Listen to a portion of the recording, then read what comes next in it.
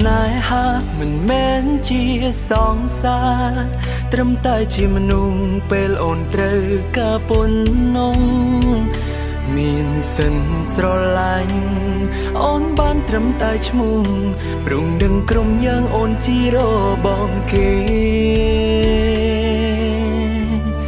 បងដឹងខ្លួនឯងច្បាស់ថាបងជាអ្នកណាដឹងថាស្នេហាគឺមិនអាចបងខំក្រុមពេលឃើញគេធ្វើឲ្យអូនញោមបេះដូងបងនេះស្ទើរខ្ទេចខ្ទមទៅហើយមានសិនក្បែរអូនបានត្រឹមតែមួយពេលជាទីប្រឹក្សា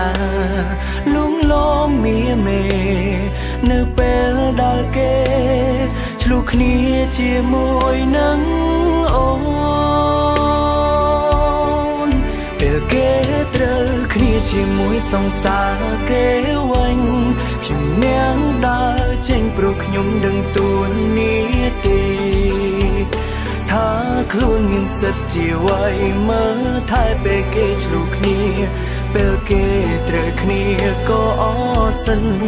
ពេលគេត្រូវគ្នាជាមួយសង្សារគេវិញគេមិនបានដេញតែខ្ញុំមិនចង់នៅស្និទ្ធព្រោះខ្ញុំក៏ក្រែងចិត្តមិនចង់ឲ្យគេគិត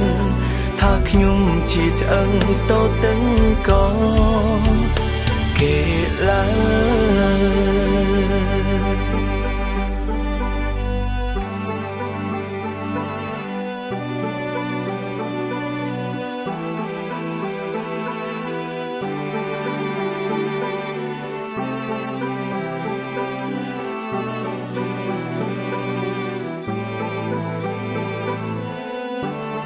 បងដឹងខ្លួនឯងច្បាស់ថាបងជាអ្នកណា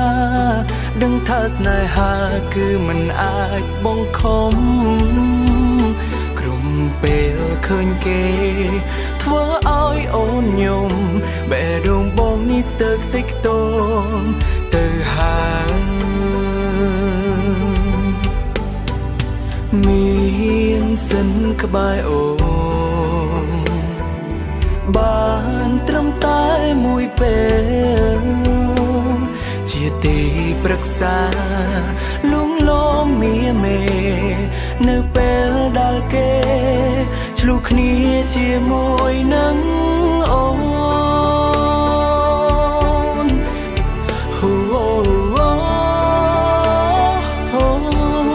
ពេលគេត្រូវគ្នាជាមួយសង្សារគេវិញ